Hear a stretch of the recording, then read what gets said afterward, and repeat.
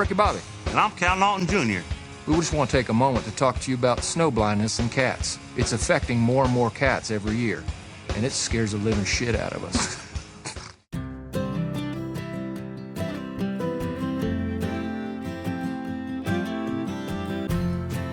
Well, good morning, folks, and welcome back to the farm. Yeah, it's as cold as it looks outside right now.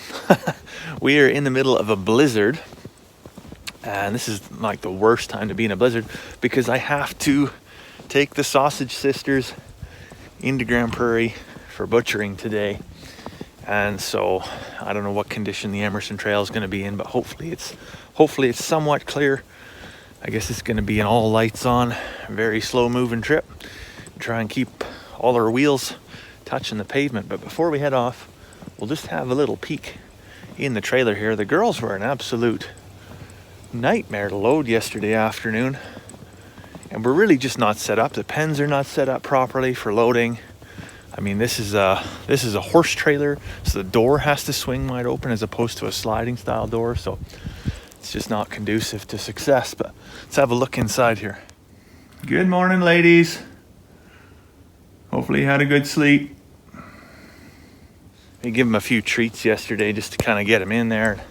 Usually the last night we wouldn't feed them because obviously then you're just paying for a weight inside their intestinal tract, but whatever. If you can give them a good last day on the earth, well, why not, right? So just before I head off, I want to do a trailer light check.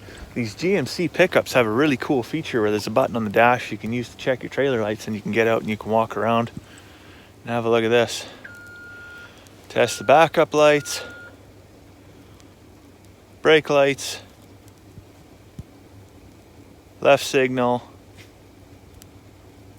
right signal. We're in business. Let's hit the road.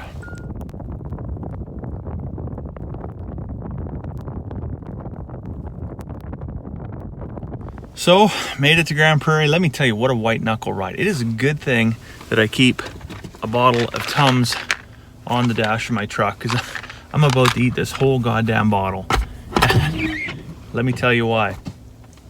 60 kilometers an hour in a blizzard, snow and ice covered highways, hauling a 6,000 pound trailer with a year's worth of meat, not only for my family, but for my brother-in-law's family as well.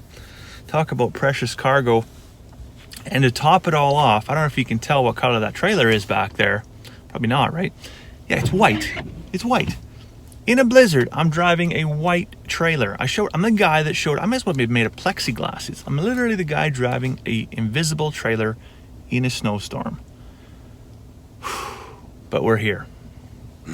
Well, back from Grand Prairie, got the pigs in, so they're going to be dealt with today, and then they'll get cut up on Thursday, and then there'll be probably another week of the smoking and brining for the hams and all that kind of stuff that we get, the bacon and all that stuff, right? So it gives us a week to get our freezer shuffled around. You know, it's going to be weird not heading out to the pig pen every day and feeding them buggers, but not to worry. I certainly won't have time to get bored because we brought the sheep up yesterday. So actually they're behind me, behind the shop over here in the two pens. And we're getting, well, what do we got? Like 4 inches of snow overnight? Yeah, definitely going to be feeding hay here today. I'm super glad that we got those up yesterday because, well, if we were to try and round them up in the snow, it probably would have been even more of a rodeo than it actually was. And it would have been very challenging to get the horse trailer down into that field, which already was a little bit damp and stuff from some recent rain we got. So everything's working out. But I better fork some hay over to everybody. I put a plastic tray underneath the V feeder, and they just kind of got it kicked right out. So I think I'm actually going to pull it out of there for now.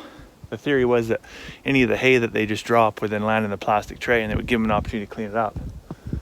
But I think more than likely it's just going to become a hazard. So I'm going to yank that out, and then maybe another day I'll actually screw it in so that it can't go anywhere. But for now, they look hungry.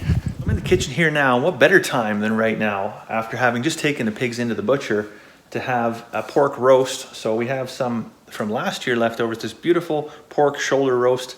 I'm We took this out of the freezer the other day. I'm pretty confident Carmen thought this was a beef shoulder roast. So she might actually be disappointed when she cuts into this evening.